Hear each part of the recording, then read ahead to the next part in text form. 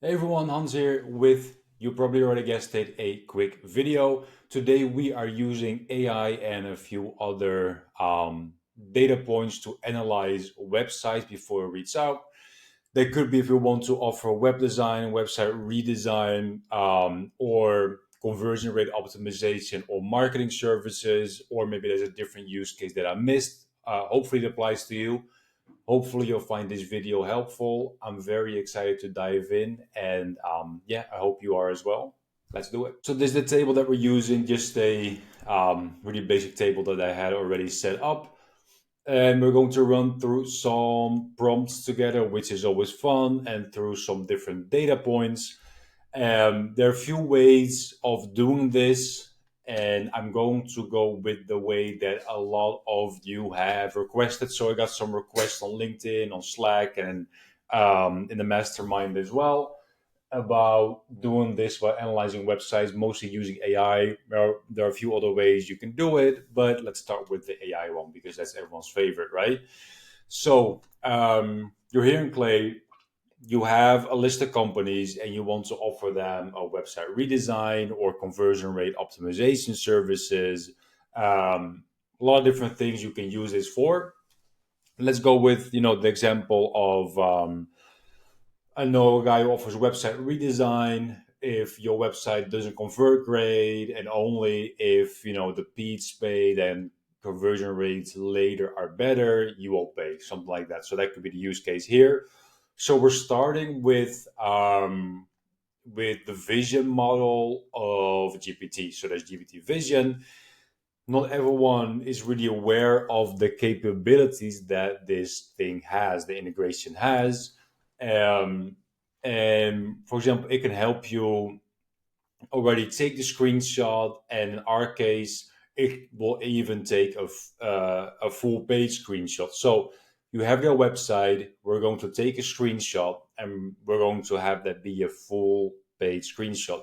Basically, all we do is we put in the company domain. So these are just company domains. It will screenshot that. It will screenshot the entire page, which is perfect because then we can have that image and feed it into GPT and basically ask questions to it.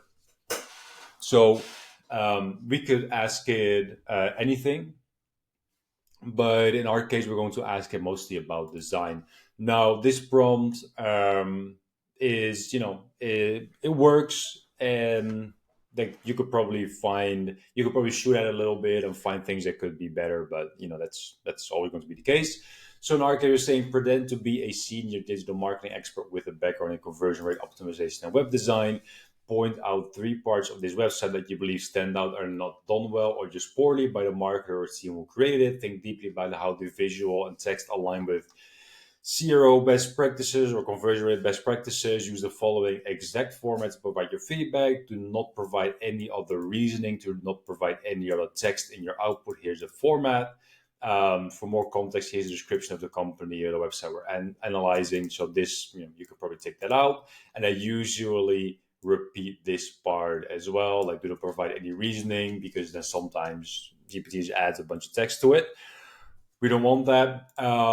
So there's this. Now, before we dive any deeper into it, this part right here, no one really likes that, right? So no one likes you reaching out to them and say, listen, hey, look at your website.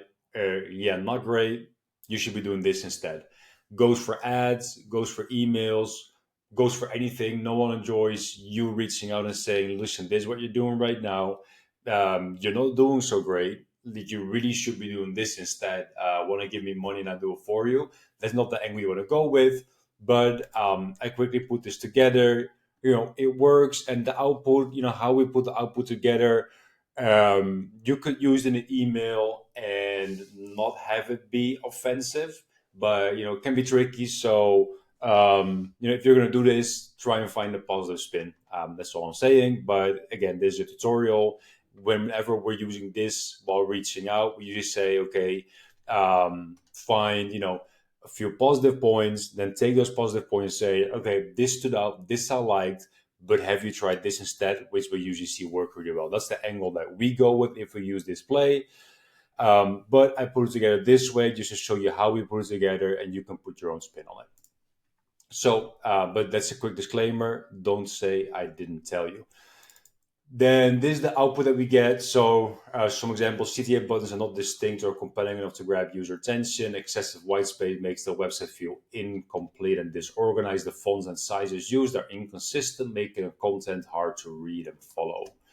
Um, so then here, I don't know, the header lacks a clear, compelling call to action that directs visitors to explore the platform's benefits immediately, etc., etc. So we have all these, different critiques about the cookie consent pop-up, what have you.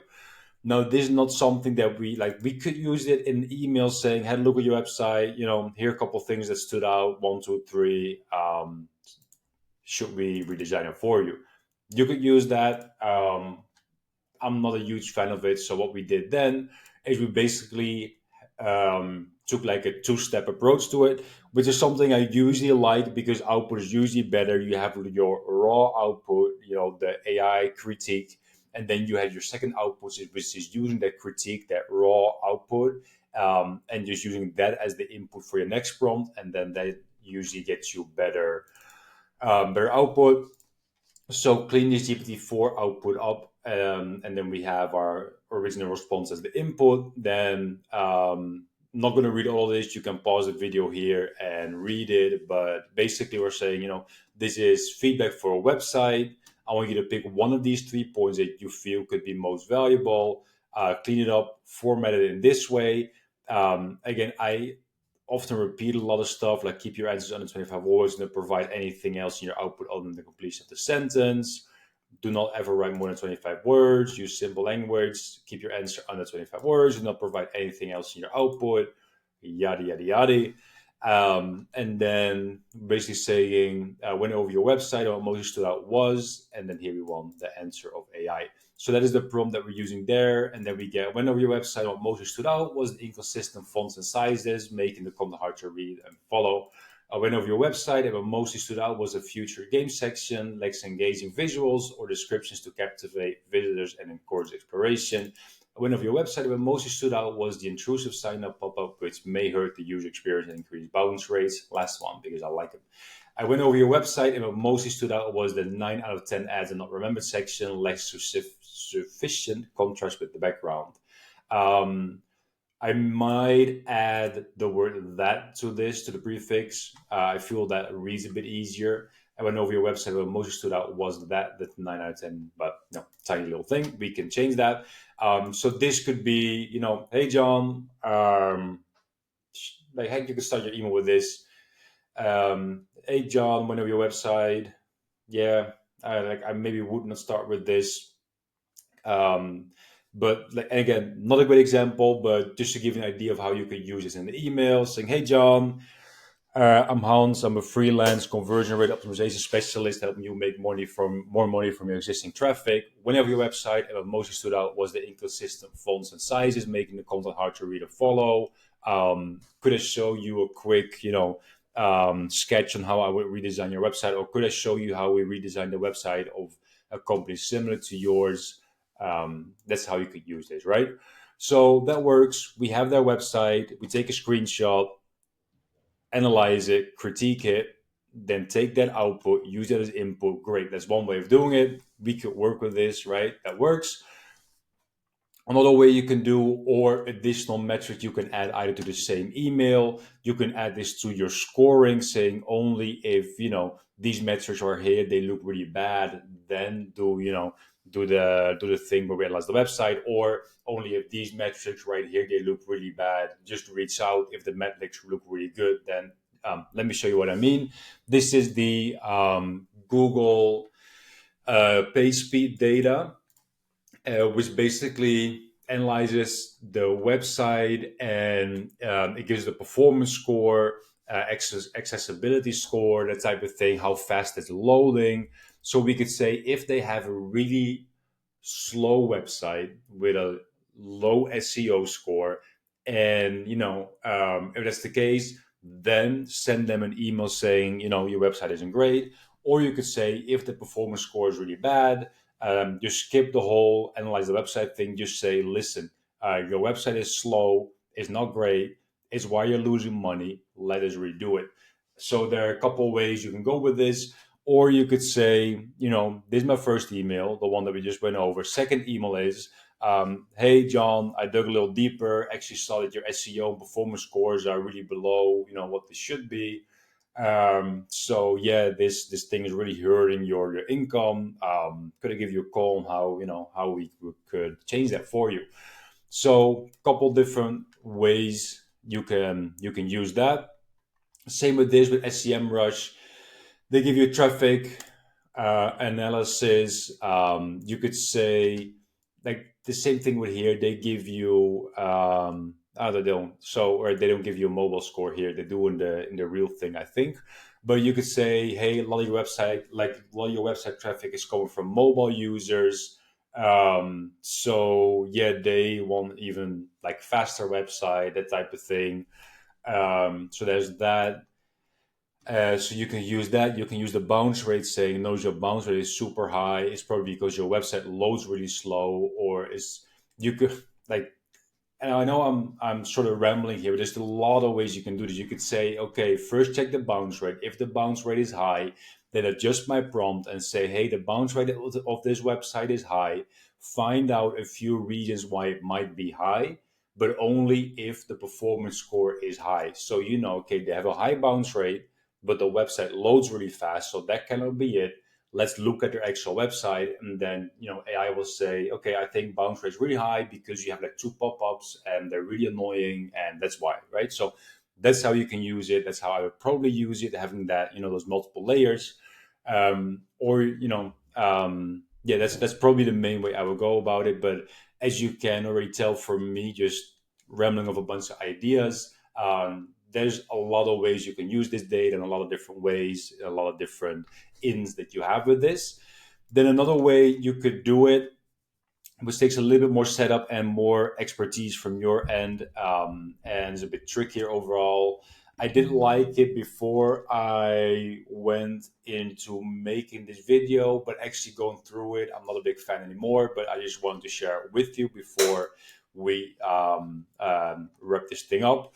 Basically, if okay, these are the best practices, right? Like all the CTAs should be green, for example, or all the CTAs should have no more than two words, that type of thing. Or um, I don't know, like there should be no more than one font present on the website. If you have these fixed things that okay, if these are not true, then that's what we want to focus on, because that's likely the reason why their website isn't doing well.